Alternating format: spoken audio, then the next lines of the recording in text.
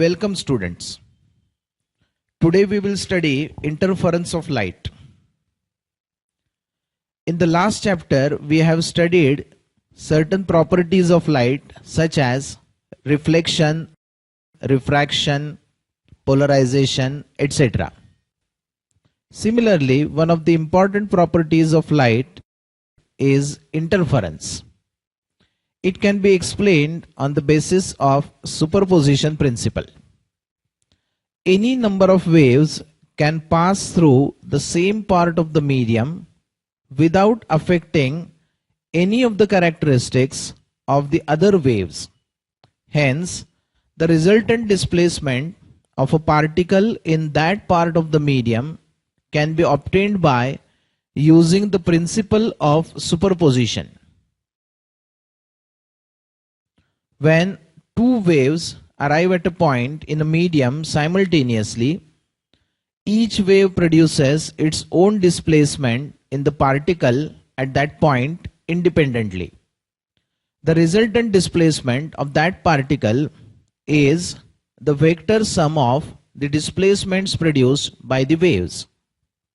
As light is composed of waves, when two light waves arrive at a point in a medium simultaneously, superposition takes place. If crest of one wave matches or coincides with the crest of the other, or trough coincides with the trough, the resultant displacement of the particle is maximum upwards or downwards.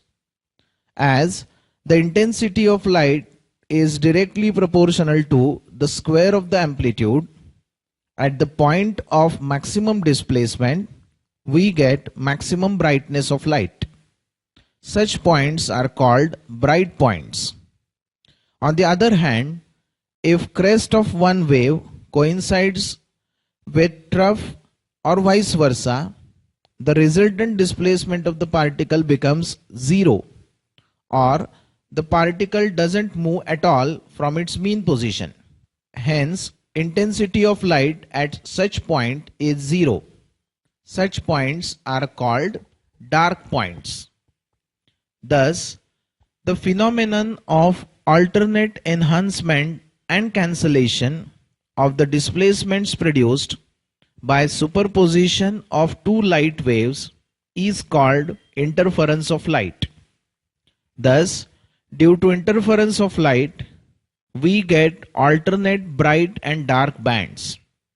This pattern is called interference pattern of light. If this pattern is steady or remains unaltered with respect to time, it is called steady interference pattern.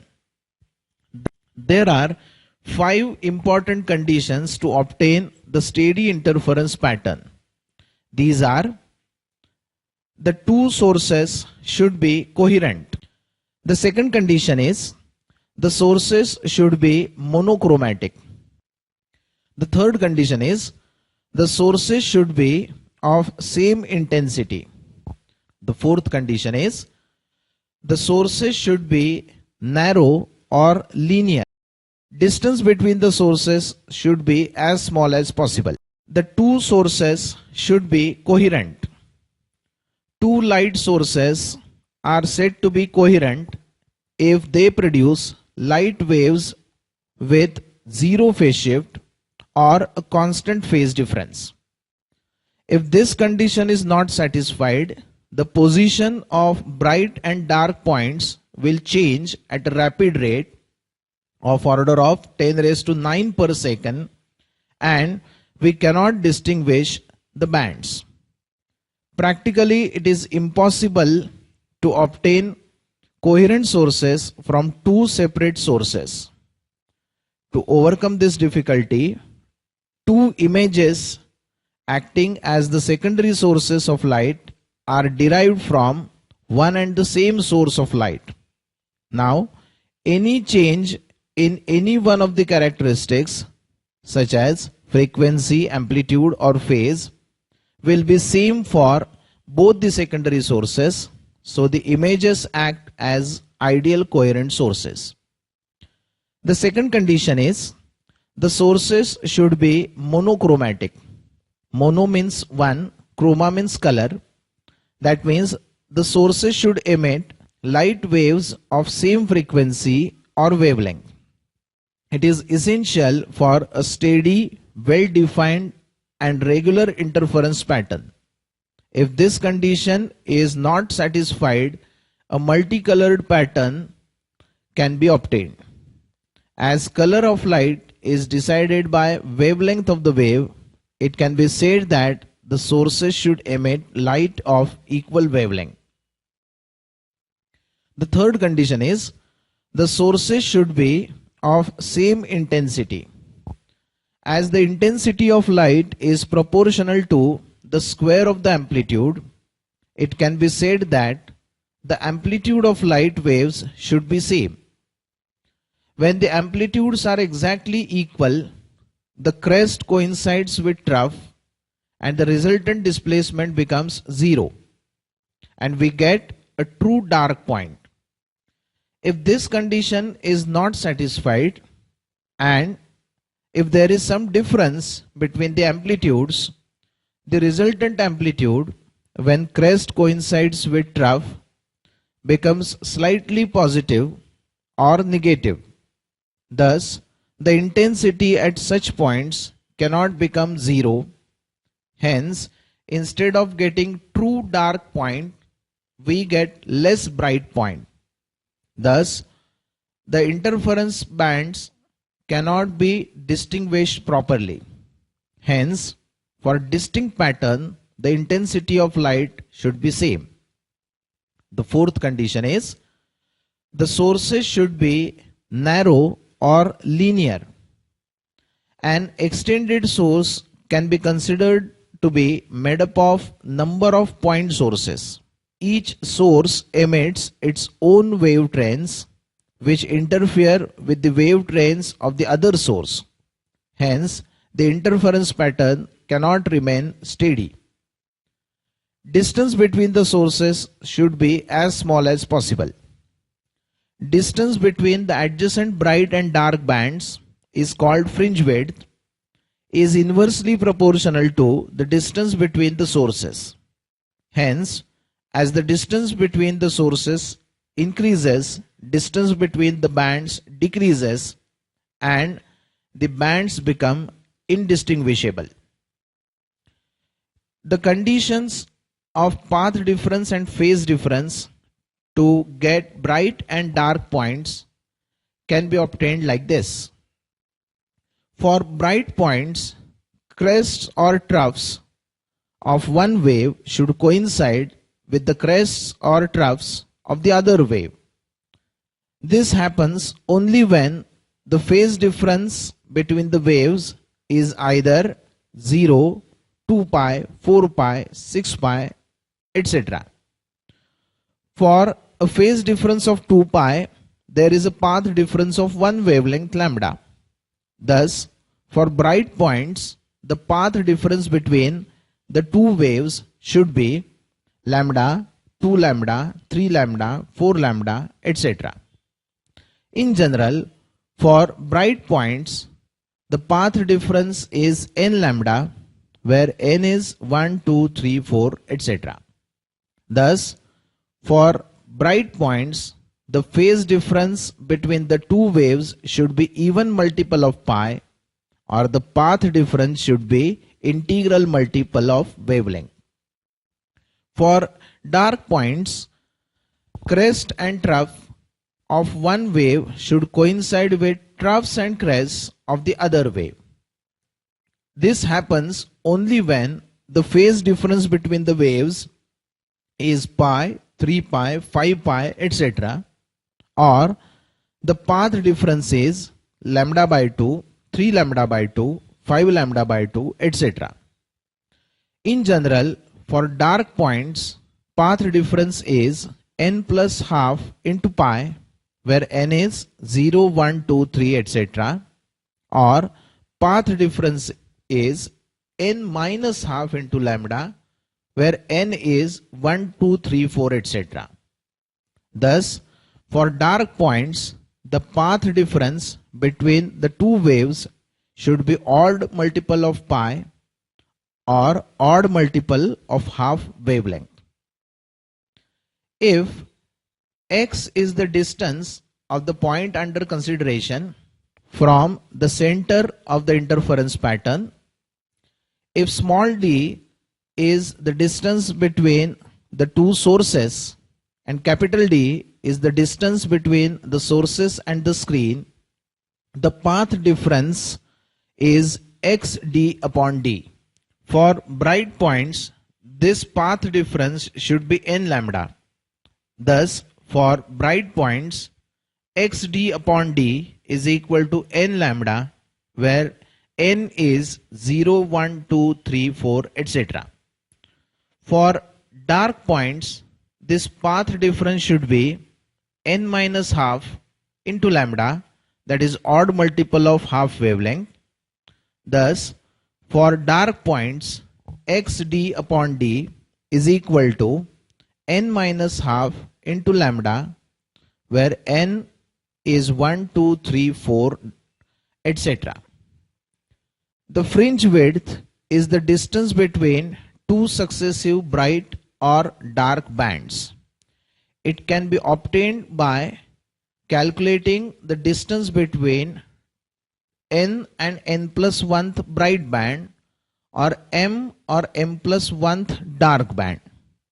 If x is the bandwidth or the fringe width, its formula is x is equal to lambda d by d. From the formula for fringe width, we get lambda is equal to xd upon d. Thus, if distance small d, capital D, and fringe width x are measured, we can calculate the wavelength of the monochromatic light used in the experiment. In Young's experiment and in Fresnel's biprism experiment, we measure the fringe width, the distance between the sources and the screen, and the distance between the sources, and from that we can calculate the wavelength of the light used. Similar property or similar phenomenon can be observed in light, which is called diffraction. Let us study diffraction due to a single slit. Bending of waves around sharp edges of an obstacle is called diffraction. When light wave is incident on the sharp edge of an obstacle, some part of it deviates from its straight line path and bends around the edge. When light passes through a narrow slit whose width is comparable to the wavelength of the light, diffraction takes place, and instead of only one bright band at the center, we get a series of alternate bright and dark bands on the either side of the central bright band. These secondary bands lie in the geometrical shadow of the slit.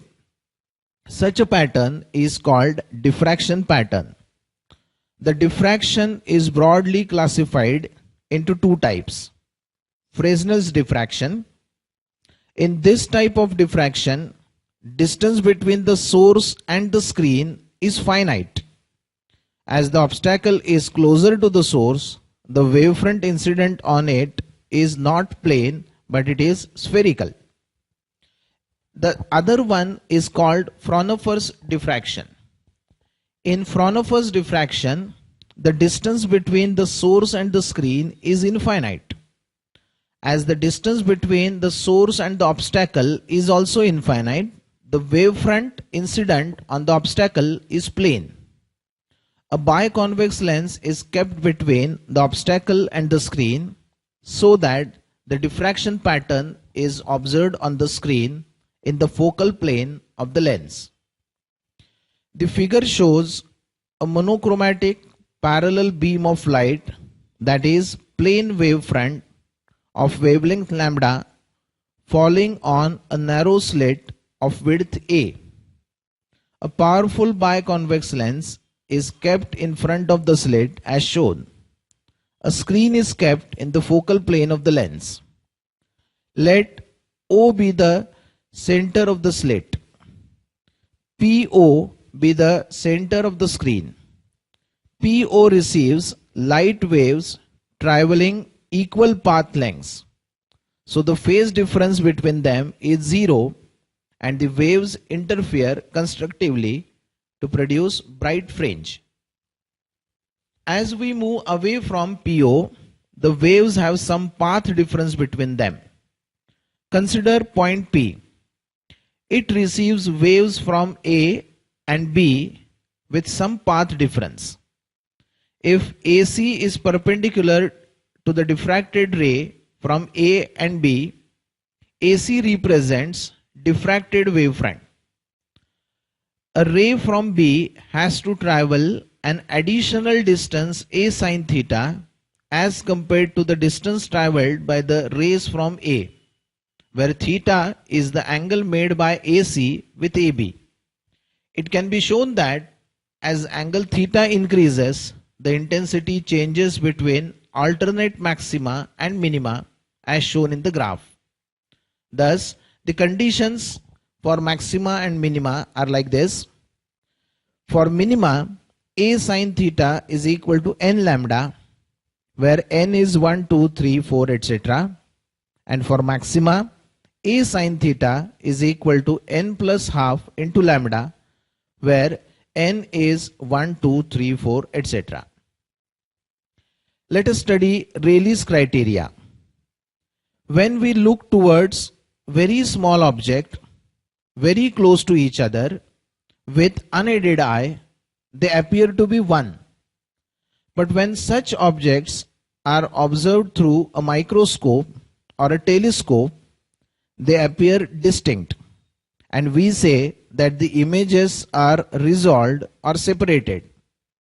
The ability of an optical instrument to form distinct images of two objects very close to each other is called resolving power.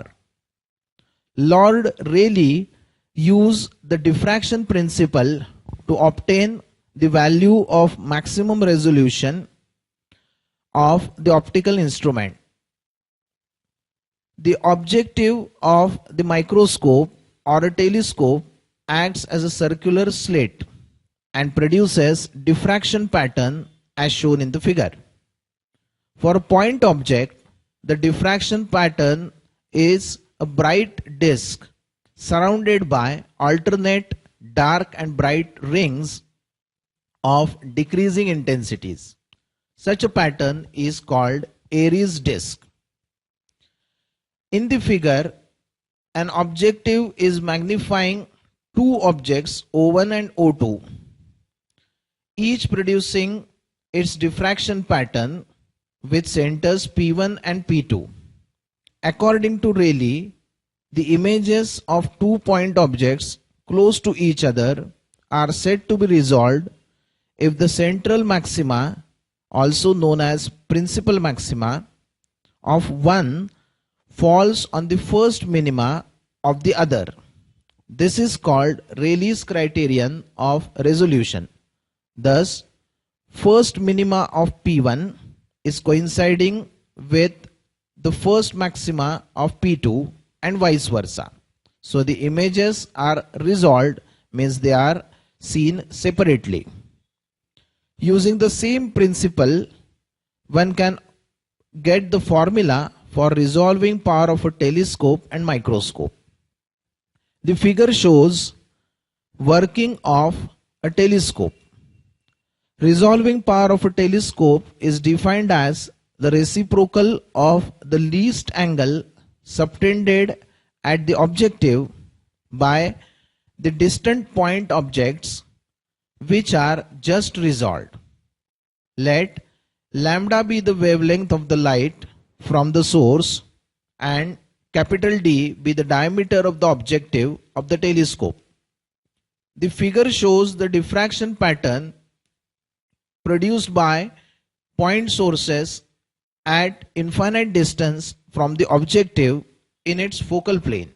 The resolving power of telescope is given as resolving power is equal to D upon 1.22 lambda. Thus, as the diameter of the objective increases, the resolving power of the telescope increases. Now, resolving power of a microscope is the minimum distance between the two close objects so that their images are separated. Let us calculate resolving power of a microscope. The minimum distance between the two close objects so that their images are separated is called limit of resolution of a microscope.